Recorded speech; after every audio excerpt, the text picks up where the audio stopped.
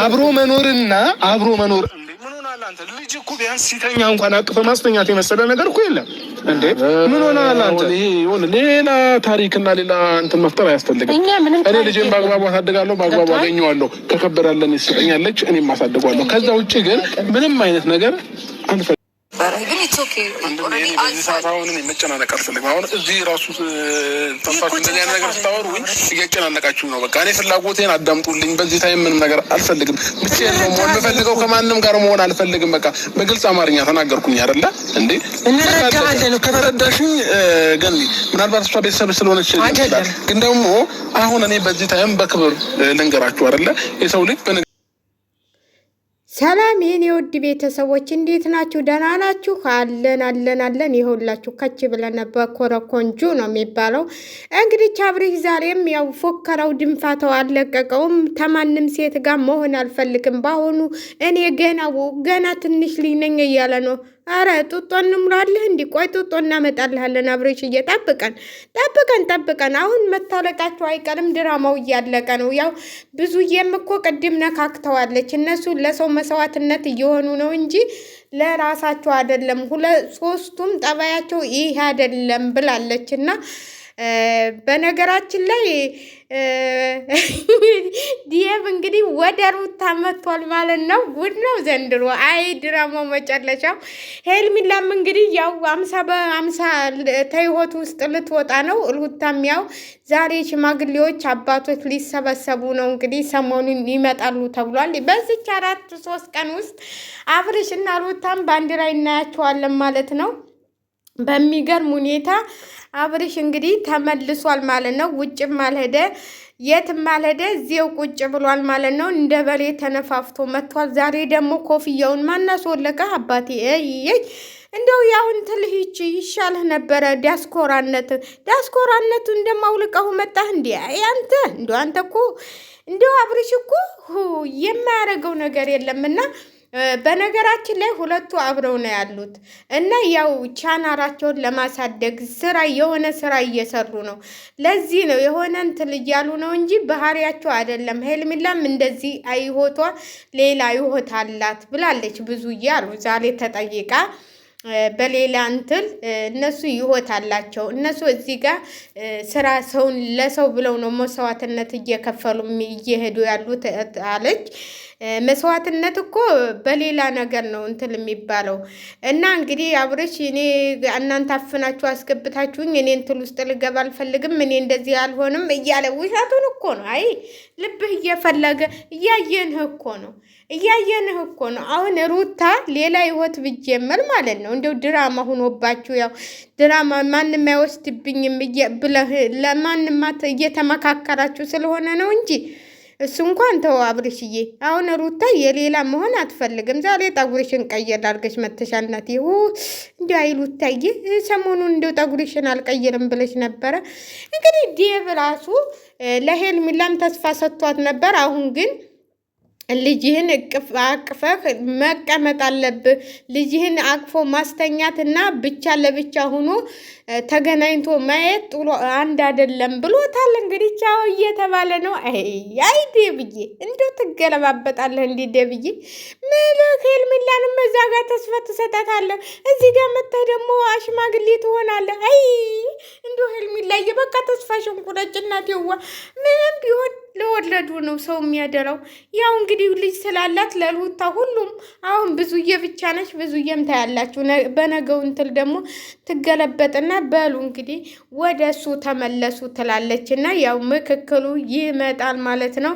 እንግዲህ ነገ ደግሞ ብዙዬና ማነች ገኒ ይገናኛሉ ማለት ነው።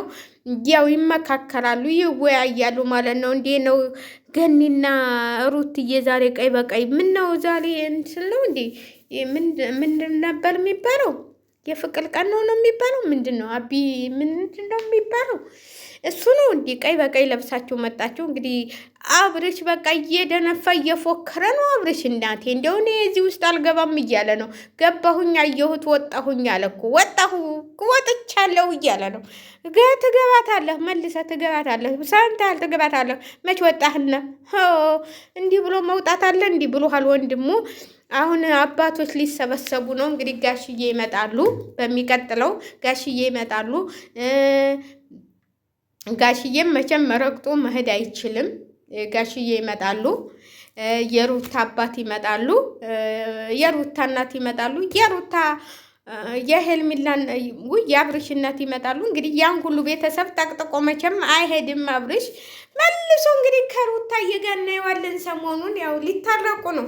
ዳርዳሩ ምንድን ነው? ያው ተግደልድሮ መቼስ ባንዴ እሺ ሊላችሁ ትፈልጋላችሁ? እንዲህ ምንም እኮ ቢሆን ባንዴ ያው ድራማው እንዴት ይጠናቀቃል?